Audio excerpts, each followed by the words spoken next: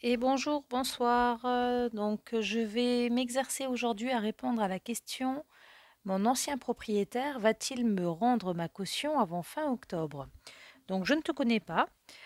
Tu me poses cette question via le canal Telegram d'Anatole, Renaissance TV, si je ne me trompe pas. Donc, je te remercie infiniment de me mettre à l'épreuve au travers de cette question et de me faire travailler.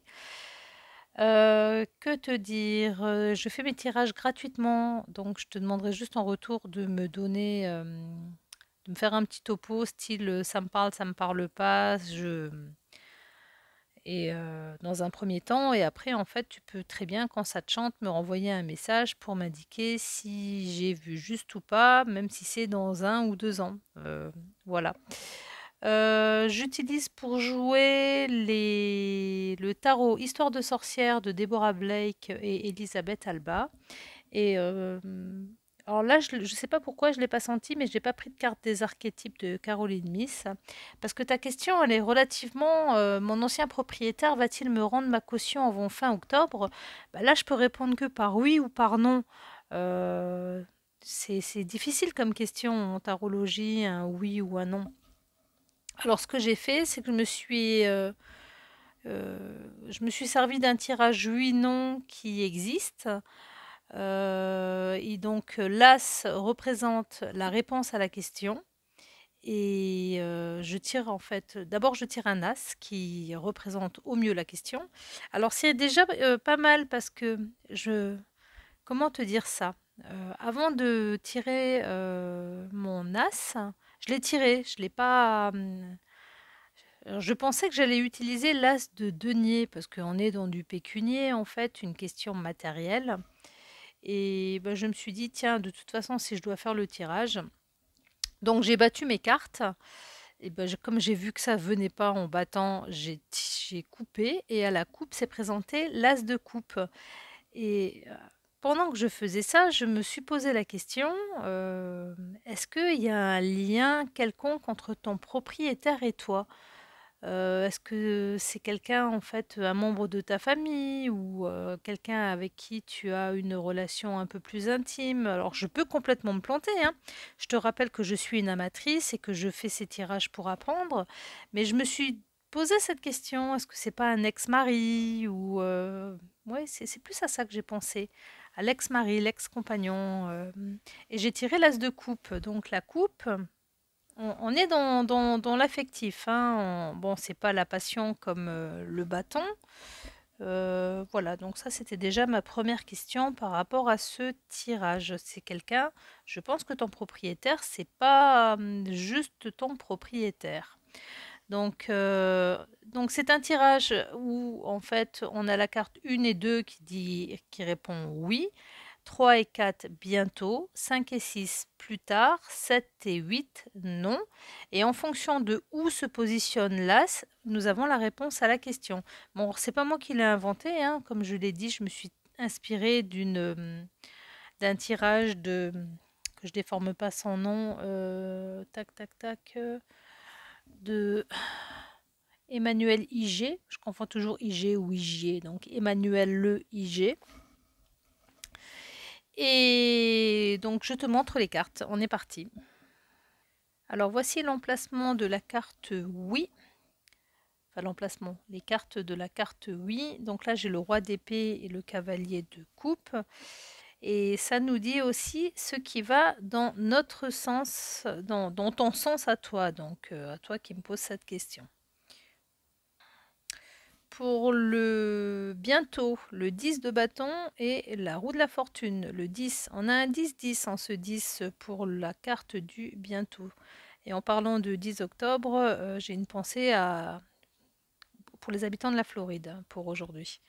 Enfin, je pense à eux depuis hier, mais avec amour et positivement. Voilà. Je continue. Le roi de bâton et le 9 de coupe pour le plus tard, ou alors ce qui peut accélérer les choses. J'ai jamais fait, hein, je le répète, je suis une amatrice, j'ai jamais fait un tirage oui-non. Et pour le non, voici le 5 de coupe et l'as de coupe. Alors pourquoi je t'ai montré toutes les cartes? Parce que en fait la réponse à la question c'est non. On arrête la vidéo. Moi je plaisante, ça sert à rien. Alors on va essayer de creuser, enfin je vais, c'est mon job, hein, essayer de creuser un petit peu. Et faut pas que j'oublie, en fait, j'ai tiré une carte du tarot qui te représente, mais alors je sais pas pourquoi, j'essaierai de te la présenter à la fin. Bon, je le fais directement maintenant. J'ai tiré la carte du tarot, l'arcane majeur 6, les amoureux, pour la carte qui te représente. Donc c'était assez troublant, puisqu'il y a beaucoup d'amour, j'ai l'impression, dans ce tirage. Enfin, c'est vraiment le ressenti qui m'a habité dès que j'ai commencé à essayer de répondre à la question. Donc la carte de l'amoureux, c'est bon, c'est le choix du cœur, hein, plutôt que le choix de la raison. Mon cœur a ses raisons que ma raison ignore. Après, il y a différentes formes d'amour. On est tous à la recherche de l'amour, mais on oublie le principal, c'est d'apprendre à s'aimer soi-même. Donc énormément d'amour en fait. Tu es une personne. Pourquoi je bloque sur les petites fleurs rouges qu'il y a tout en bas de cette carte? Qu'est-ce qu'elles essayent de me dire? Ce qui me vient, c'est la passion. Tu es une personne passionnée. Bon, ça ne nous répondra pas à la question, en fait, est-ce que ton propriétaire, il va te rendre ta caution d'ici fin octobre? Mais quand je vois enfin, le premier duo de cartes avec le roi d'épée et le chevalier de coupe, j'ai vraiment en fait des questions par rapport à ton propriétaire, hein. Alors, ce qui va dans ton sens, c'est que donc roi d'épée, cavalier de coupe. Alors, la matrice qui bloque. Roi d'épée, cavalier de coupe. Alors, j'ai l'impression que ton propriétaire, il t'aime énormément, mais qu'il a décidé en fait de ne pas écouter ses sentiments, mais sa raison, pour bloquer en fait cette remise d'argent. Peut-être qu'il veut pas que tu partes. Bon, en tout cas, les sentiments, ils sont clairement exposés ici avec le cavalier de coupe. En tout cas, c'est comme ça que je le ressens. Mais il est vexé, il est blessé, il se sent abandonné et il dit que non. Alors, ce qui va dans ton sens, en fait, c'est les sentiments qu'il a pour toi. Mais en contrepartie, bah, s'il veut pas que tu partes, en fait, ça va être un peu difficile de lui faire entendre raison. Bon, après, il y a toujours la loi, hein, mais bon, c'est un autre débat. Carte 3-4. Ce qui va contre toi. Alors, le 10 de bâton, la roue de fortune. Alors, ce qui va contre toi, c'est... on dirait qu'il en a plein le dos, ton propriétaire. Alors là, c'est pareil. Enfin, c'est pareil par rapport aux autres tirages. Je fais des questions. D'ailleurs, je me demande si je vais continuer à poser des questions comme ça sans discuter un minimum avec les personnes parce que c'est vraiment difficile comme exercice. Mais bon, faut bien commencer à apprendre. Est-ce que l'état des lieux a été fait et comment en fait est-ce que vous êtes d'accord sur l'état des lieux? C'est ce qui me vient en regardant ces deux cartes parce que là, le 10 de bâton, j'ai l'impression que cette carte, elle me dit que ton propriétaire, il en a ras le dos.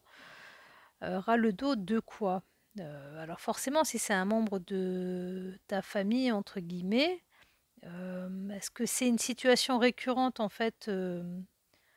Je vibre pas du tout. Ça va un peu mieux, je me suis recentrée. Donc le 10 de bâton, il nous dit que ça ne va pas du tout parce que tu n'es pas là. Et là, la roue de la fortune, elle nous montre en fait qu'elle est pointée sur la maison et il veut pas que tu partes, il veut que tu reviennes. Donc ça conforte le non, il ne te rendra pas ta caution. Je continue. Ce qui peut accélérer les choses. Voici le roi de bâton et le 9 de coupe.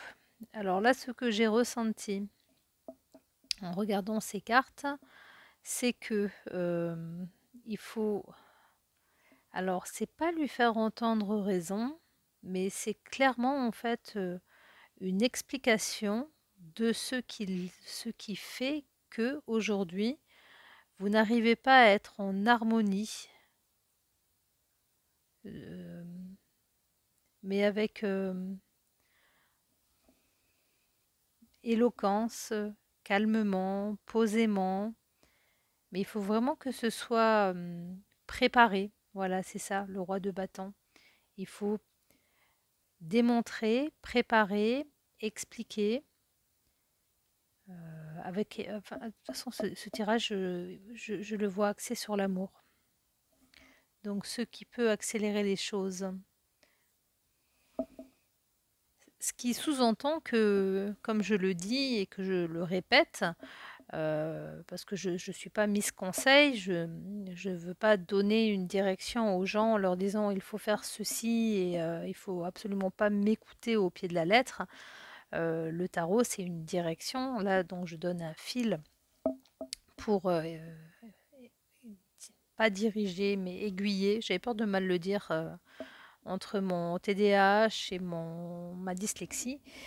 Bon, enfin bref, qu'est-ce que je cherche à dire?